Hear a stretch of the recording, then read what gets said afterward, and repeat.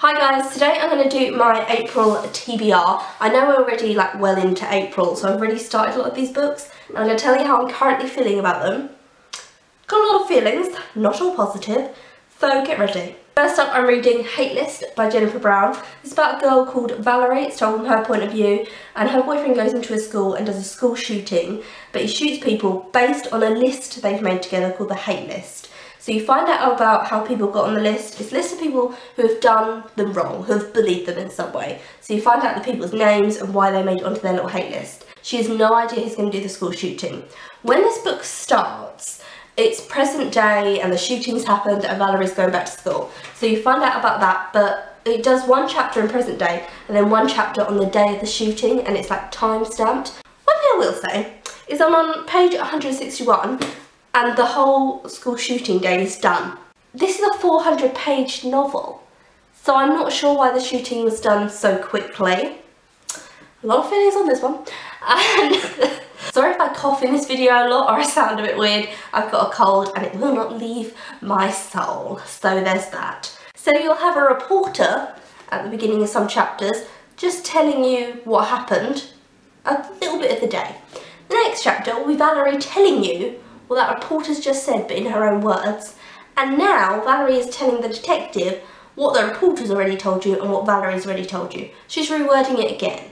It's so repetitive. No need for this to be 400 pages, I can say that straight away. So much summarising. It's like the author thinks that you can't retain any information at all. I understand it's from Valerie's point of view and it's all her emotions, but she's repeating the same emotions over and over again. There's nothing new she's bringing to the table. Another thing about the school shootings, that's why I got it, because school shootings are a very fascinating thing. She saw nothing. You think it's going to be her telling you about it. She saw one girl got shot and then he shot her in the leg and she passed out. Loads of other people were shot. We have no idea what happened because she doesn't know what happened. And then she says stuff like there was chaos in the room, he was dragging people out from underneath tables saying something to them. I don't know what he was saying though, because she's too far away. Another thing, which I thought was good within it at first, is that they're saying, she's trying to say the boy isn't evil. Everyone's saying he's completely evil, he shot all these people and then he shot himself dead. He's, pure evil.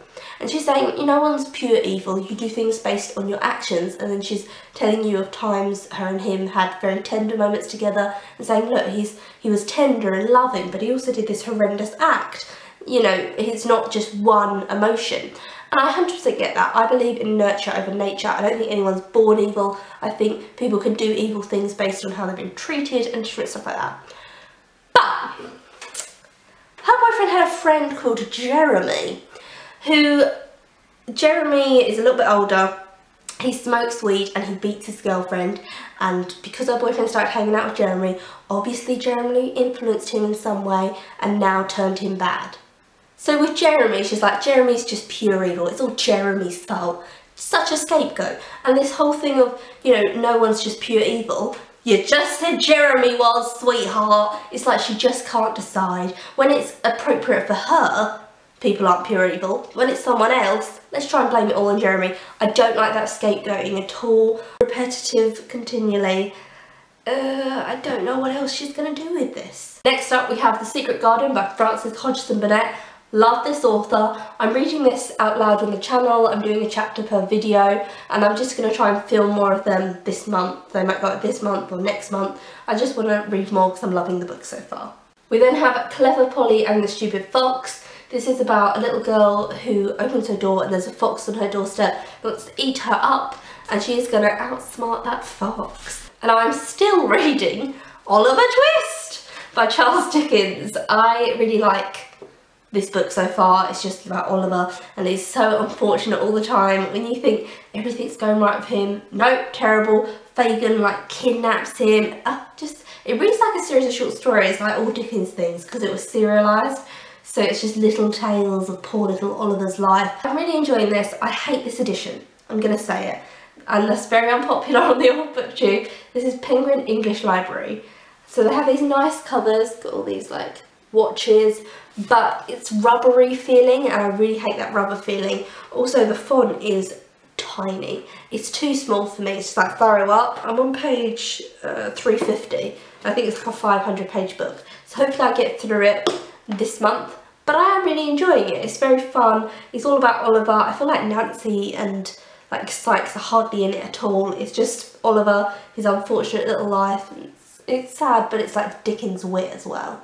And then last but not least, we have Marbles. It's the graphic memoir by Ellen Forney, and Ellen has bipolar, and this is just her experience with it. She was diagnosed with it after her 13th birthday, and it's about her going through the medication and not taking the medication because, as you can see, the illustration is really cool, but she's like an illustrator and an author, and she thought that the medication would stop her creativity, because for some people bipolar medication does make them feel like zombies and like they're out of it and slurred speech and everything. So it'll be interesting to see if she does take the medication in the end or she doesn't, or what she thinks of bipolar medication in general, how it affects her life. Obviously it's just a memoir as well. I think it sounds really interesting. I wanted to read this for a very long time, so I'm excited to get to it.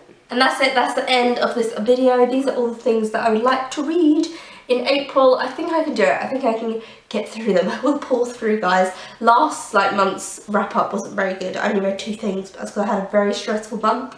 So hopefully I can get some more reading done. Tell me what videos you would like to see from me in the future, and I'll see you again very soon for another video. Also, look at this plant that I got my boyfriend. Look how beautiful it is. It's got purple leaves underneath. I bought it for him and I like potted it in this vase, and now I want it. I want to take it back. I want to steal it back. You will be mine one day.